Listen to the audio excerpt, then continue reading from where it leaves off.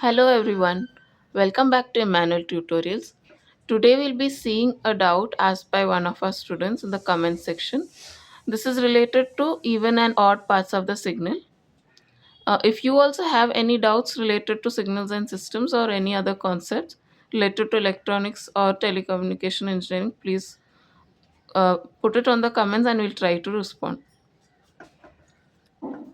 So the signal that we have is a continuous time signal. Its x of t is equal to e raised to minus 3t. It's an exponential type of signal. Now, for any signal, we know that how do we find out the even and odd parts? We will take the signal, original signal, we will add it to the reversed signal, and then we divide by 2. And for the odd, we'll be doing the minus for the same two signals. Now, what will be the reversed signal for x of t? It will be x of minus t, which is equal to e raised to minus 3 multiplied by minus t. So, that will be equal to e raised to 3t.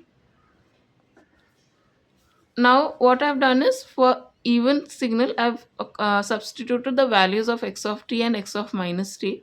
It will be e raised to minus 3t plus e raised to 3t by 2. Now, by cos or by the hyperbolic function formulas, you know that cos hyperbolic x is e raised to x plus e raised to minus x by 2. Here, if we consider 3t as x, e raised to 3t is e raised to x, e raised to minus 3t is e raised to minus x. So, this will be similar to e raised to x plus e raised to minus x by 2, where x is 3t. So, this is equal to cos hyperbolic 3t. So, this is our even part of the signal. Now, similarly for the odd part, I've substituted the values again. So, it will be e raised to minus 3t minus e raised to 3t by 2. Now, sine hyperbolic x formula is e raised to x minus e raised to minus x by 2. And if you see here, if we substitute e raised to x as or x as minus x, it will be e raised to minus x minus e raised to minus or e raised to plus x by 2. So you can say that e raised to minus x minus e raised to x by 2 is equal to sine hyperbolic of minus x. So what we have done is here, it's not the direct formula. It's not, if it was a direct formula, it would be e raised to 3t minus e raised to minus 3t by 2. But here you see that we have the minus first. So if you have the minus first, this is how we have derived it. So we have got the formula for sine hyperbolic minus x.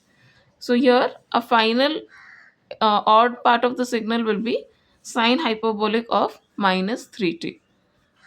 So hope you understood this. We've got both even and odd part of the signal e raised to minus 3t. If you have any doubts related to this question or any other concept in electronics or computer science engineering, please let us know. Also, you can check out our uh, channel for computer science specifically called Ebenezer Tutorials, and support us there as well. Thank you for watching. Please like, share, and subscribe to Emmanuel Tutorials for more.